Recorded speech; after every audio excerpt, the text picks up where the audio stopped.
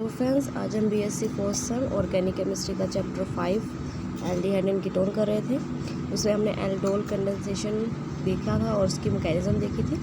अब हम इसका देखते हैं सिंथेटिक इम्पोर्टेंस, किसको प्रिपेयर क्यों किया जाता है। ठीक है, द बीटा हाइड्रोक्सी एल्डिहाइड और बीटा हाइड्रोक्सी कीटोन जो हमारे इसमें बने थे obtain from base catalyst aldol condensation are easily dehydrated. जो हमारे बने थे ना, ये एल्डोल बना था, उसको हम क्या कर सकते हैं, इजली डिहाइड्रेट कर देते हैं ऑन वार्मिंग विद एसिड के साथ वार्म करने पे हम इसको डिहाइड्रेट कर सकते हैं। फिर उसके बाद वो क्या बन जाता है product, to form alpha beta unsaturated carbonyl compound. ठीक है ना, पहले क्या होता है, beta hydroxy aldehyde carbonyl compound भी कह सकते हैं हम इसको।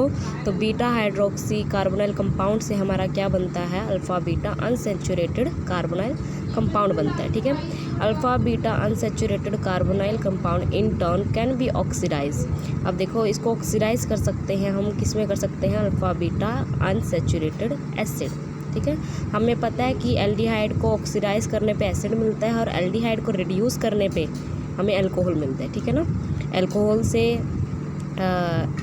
एल्डिहाइड से एसिड मिलता है जब हम ऑक्सीडेशन करते हैं, और इसका अपोजिट प्रोसेस हमारा रिडक्शन में आता है। ठीक है, और reduce selectively to alpha beta unsaturated alcohol. और इन्होंने कहा है अगर हम ऑक्सीडाइज करेंगे तो क्या बनेगा, एसिड बनेगा, और रिड्यूस करेंगे तो क्या बन सकता है, बीटा अनसेचुरेटेड अल्कोहल बन सकता है। ठीक है, इसलिए इसकी इम्पोर्टेंस ज़रूरी है क्योंकि ये बीटा हाइड्रोक्सी कार्बोनाइल कंपाउंड से alpha beta unsaturated carbonyl compound बना सकता है, alpha beta unsaturated carbonic acid बना सकता है, अल्फ़ा बीटा अनसेचुरेटेड अल्कोहल बना सकता है। ठीक है, नेक्स्ट है हमारी क्रॉस्ड एल्डोल कंडेंसेशन। इसके अंदर क्या होता है, aldol condensation can also take place. इसके अंदर जो कंडेंसेशन है, एल्डोल कंडेंसेशन है, मतलब एल्डिहाइड की जो कंडेंसेशन है वो कैसे टेक प्लेस करती है, between the molecule of different aldehyde और कीटोन और N aldehyde and a ketone. इसके अंदर हम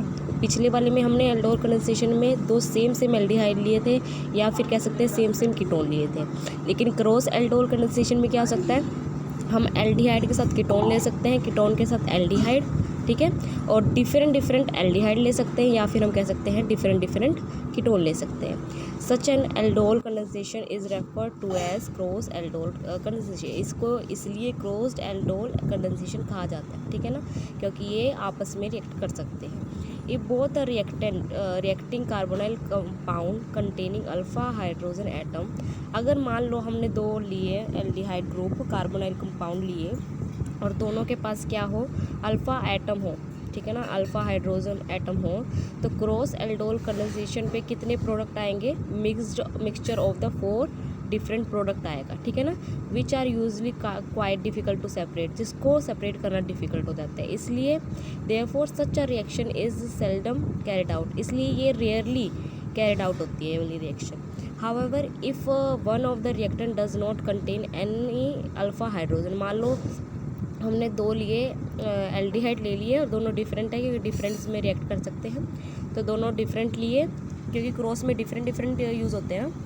मान लो हमने दो डिफरेंट लिए, उसमें से एक कंपाउंड पे अल्फ़ा हाइड्रोजन नहीं हो, ठीक है ना, तो रिएक्शन क्या देगी, मिक्सचर ऑफ ओनली 2 प्रोडक्ट, तो फिर वो 2 प्रोडक्ट हमें देगी।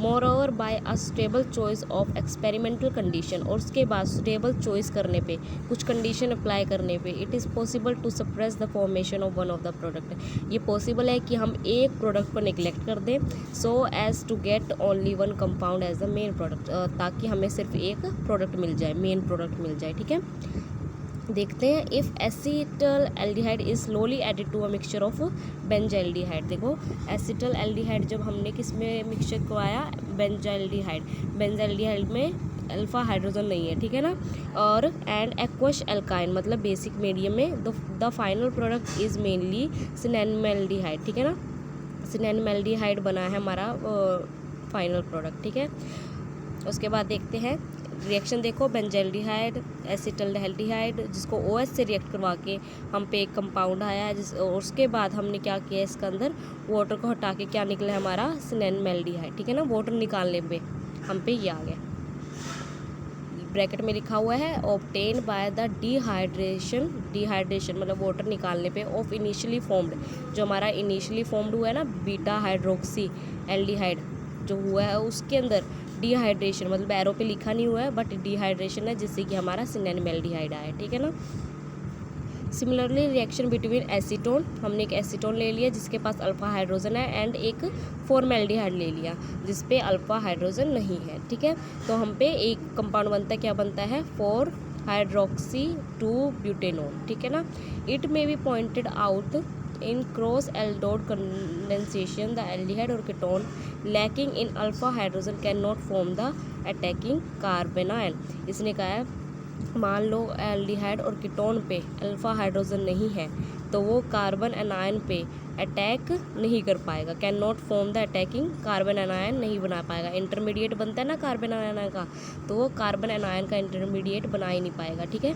It merely serve as a site for the nucleophile attack by the carbon anion formed by the other reagent. अगर मान लो दूसरे रिएजेंट ने कार्बन एनायन बनाया तो ये उसके लिए न्यूक्लियोफाइल अटैक के लिए अपने आप को एज अ न्यूक्लियोफाइल नहीं बना पाएगा, क्योंकि कार्बन एनायन नहीं बना पाएगा तो वो न्यूक्लियोफाइल कैसे बन सकता है, ठीक है ना। तो अगर अल्फा हाइड्रोजन नहीं होगा तो हमारी रिएक्शन नहीं हो पाएगी। ये एल्डोल कंडेंसेशन की है नीचे जो दी गई है, क्योंकि एल्डोल कंडेंसेशन पिछली बार देखो क्या हुआ था, एल्डोल कंडेंसेशन किसके मीडियम में थी, OH बेसिक मीडियम में। इन्होंने ब्रैकेट में दिखाया है कि वो एसिडिक प्रेजेंस में भी हो सकती है, ठीक है।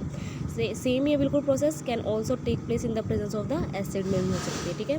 However the acid catalysed condensation is not so efficient, लेकिन जो एसिड कैटलिस्ट है ये इतनी एफिशिएंट नहीं है and additional product initially form readily undergo dehydration. इसलिए इसके अंदर जो प्रोडक्ट बनता है हमारा एडिशनल प्रोडक्ट बनता है वो डिहाइड्रेशन में जाके हमें क्या देता है, alpha beta unsaturated carbonyl compound दे देता है, ठीक है ना। देखो कैसे होती है, H पॉजिटिव है, सबसे पहले तो वो O पे जाएगा क्योंकि O नेगेटिव होता है, C पॉजिटिव होता है, 2 कंपाउंड है, देखो CH3CH डबल बॉन्ड O के 2 लिए हुए ना, एल्डोल में सेम होते हैं इसलिए 2 लिख दी है। तो ऐसे रिएक्ट करने पे अगर पीछे से अगर मैकेनिज्म देखें तो ऐसे ही रिएक्ट होगा, उसके बाद वाटर निकलने पे हमारा क्या आ जाएगा, क्रोटोनेल्डिहाइड, ठीक है ना। दूसरा भी दिखाया हुआ है एक और, आप देख लेना कैसे हुआ ये। नेक्स्ट देखते हैं हम इसका मैकेनिज्म कैसे हुआ है, ठीक है ना। Acid catalyst aldol condensation take place by the following mechanism in the presence of the acid. Acid की प्रेजेंस में जो the carbonyl compound is partially converted into the enolic form, enolic form में कन्वर्ट हो जाता है। देखो anole बन गया ना ये लास्ट में जाते जाते, कैसे हुआ, H जो है पहले तो O पे जाता है, O कितने बॉन्ड बना लेगा, 3 बना लिए, जिसके कारण उसमें पॉजिटिव चार्ज आता है।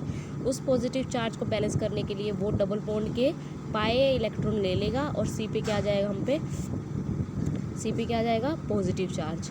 और उसके बाद C का जो पॉजिटिव चार्ज है उसको न्यूट्रल करने के लिए जो ये H है वो अपना बॉन्ड दे के चला जाएगा, मतलब H पॉजिटिव रिलीज हो जाएगा और यहाँ पे डबल बॉन्ड आ जाएगा, ठीक है। तो हमारा इनोल बन जाएगा। The enol act as a nucleophile and attack as a second molecule of the protonated carbonyl compound। इसने क्या कहा है, जो ये हमारा इनोल बना है ये कैसे एक्ट करेगा एज अ न्यूक्लियोफाइल और अटैक किस पे करेगा, दूसरे मॉलिक्यूल पे, ठीक है।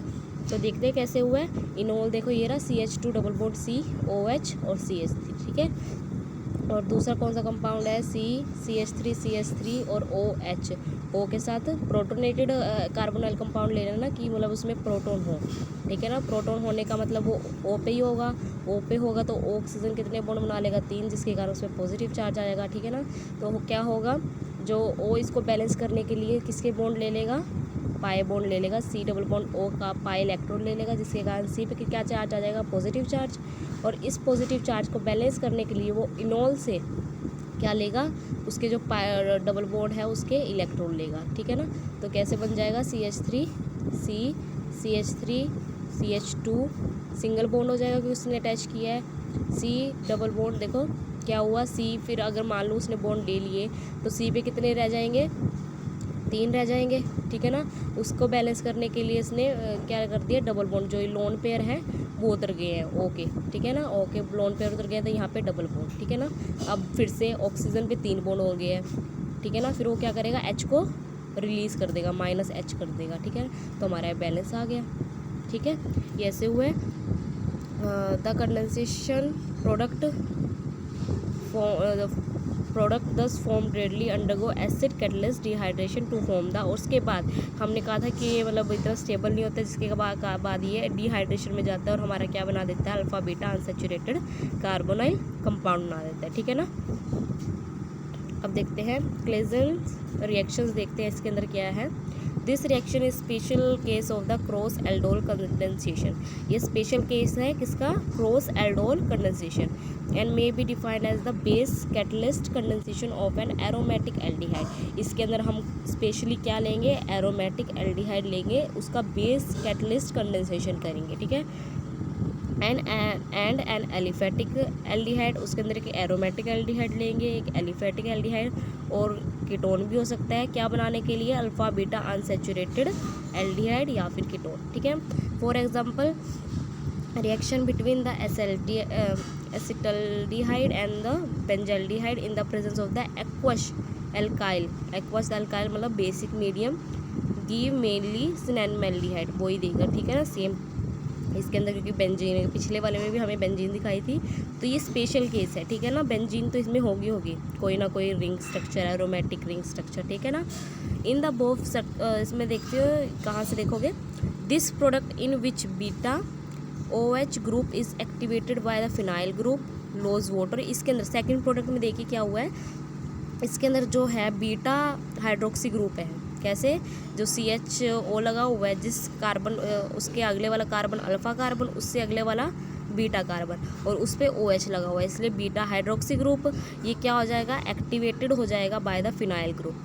फिनाइल ग्रुप से एक्टिवेटेड हो जाएगा और उसके कारण क्या कर देगा, वो लूज़ वाटर लूज़ करके हम पे एक फॉर्म बना देगा, क्या बनाएगा वो, अल्फ़ा बीटा अनसैचुरेटेड एल्डिहाइड। देखो अनसैचुरेटेड है ना, डबल बॉन्ड है, लेकिन इसका नेम क्या है, सिनेनमेल्डिहाइड, ठीक है ना। नेक्स्ट देखते हैं, similarly reaction between the benzaldehyde and acetone in the presence of the aqueous alkyne give benzyl acetone, ठीक है ना। हमें ये देता है, इसके अंदर क्या लिया हुआ है, बेंजल्डिहाइड लिया हुआ है और एक एसीटोन लिया हुआ है, बेंजल एसीटोन। इसका नेम रिएक्शन में क्या होगा, बेंजल एसीटोन, जब वो डिहाइड्रेट हो जाएगा, जो हमारा सेकंड प्रोडक्ट है, ठीक है। इसका मैकेनिज्म बिल्कुल सेम है, किससे, बेस कैटलिस्ट एल्डोल कंडेंसेशन से, ठीक है ना, बिल्कुल सेम है, आप देख लेना ये। अब देखते हैं बेंजोइन कंडेंसेशन। इसमें क्या होता है, aromatic aldehyde which do not contain alpha hydrogen atom can not undergo simple aldol condensation. देखो इसने कहा है जो अल्फ़ा हाइड्रोजन एटम जिस पे नहीं होते, इसमें एरोमेटिक लेते हैं, एरोमेटिक एल्डिहाइड लेते हैं हम, ठीक है। और इसके जिस पे अल्फ़ा हाइड्रोजन एटम नहीं होते, हमें पता है कि वो सिंपल एल्डोल कंडेंसेशन तो दिखा ही नहीं सकता, ठीक है ना। एल्डोल कंडेंसेशन है ये, ठीक है ना। तो इसके अंदर सेम प्रोडक्ट लेंगे, तो इन्होंने लिया हुआ है 2 बेंजीन, एरोमेटिक एल्डिहाइड लिया हुआ है, ठीक है ना। तो इसके अंदर क्या होगा, सिंपल एल्डोल कंडेंसेशन कर ही नहीं सकते, क्योंकि इसके पास अल्फ़ा हाइड्रोजन नहीं है। लेकिन however in the presence of the potassium cyanide, लेकिन पोटेशियम साइनाइड की प्रेजेंस में दे अंडरगो सेल्फ कंडेंसेशन, वो सेल्फ कंडेंसेशन में चले जाएंगे इन अ डिफरेंट मैनर, किसी और मैनर से, किसी और मेथड से, to form product known as benzoins, जो फिर वो क्या बनाएंगे, बेंजोइंस, मतलब सेल्फ कंडेंसेशन रिएक्शन करने के बाद, ठीक है।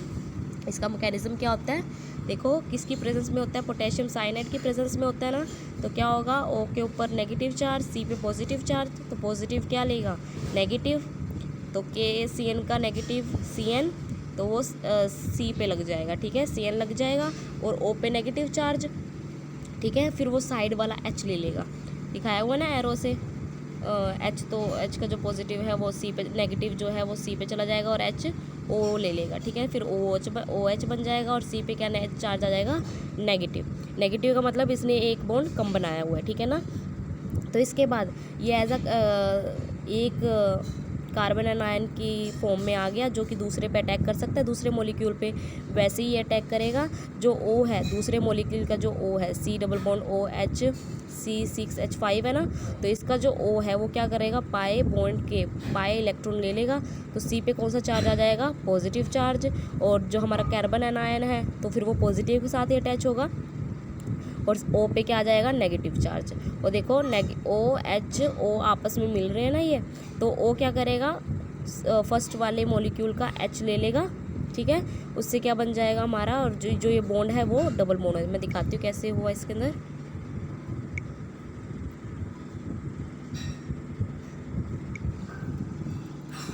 इसमें क्या हुआ है देखो, इसने ये ले लिए और फिर ये इससे अटैच हो गया, तो O पे कौन सा चार्ज आ गया, नेगेटिव, देखो आया हुआ है। तो फिर नेगेटिव को बैलेंस करने के लिए साइड वाला H ले लेगा, H पॉजिटिव में। तो जो ये O है, O तो 2 बॉन्ड बनाता है, तो ये बॉन्ड H पॉजिटिव का मतलब क्या है, वो अपने इलेक्ट्रॉन छोड़ के चला जाएगा, तो मतलब O उसका ले लेगा, क्योंकि O और H में कौन इलेक्ट्रॉन लेगा, ये लेगा ना, कि ये इलेक्ट्रोनेगेटिव ज़्यादा है, जिसके कारण ये इलेक्ट्रॉन ले लेगा, नेगेटिव हो जाएगा और OH ये पूरा हो जाएगा।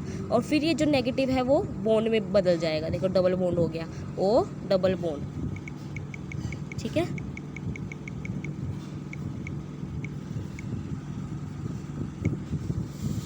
हो गया, उसके बाद हमारा ये रिएक्शन आ गई है, ठीक है। उसके बाद देखते हैं Perkin reaction, closely related to the aldol condensation. मतलब वो पर्किन रिएक्शन में बिल्कुल किसके मतलब सिमिलर है, एल्डोल कंडेंसेशन के, जिसके अंदर क्या इन्वॉल्व होता है, the addition of the acid anhydride. देखो लिखा हुआ है नीचे, एक तो रिएक्टेंट कौन है हमारा, एसिटिक अनहाइड्राइड है, वो किसके साथ रिएक्ट करता है, एडिशन किस में जाता है, वो एरोमेटिक एल्डिहाइड में। बाकी कल करेंगे। Thank you guys.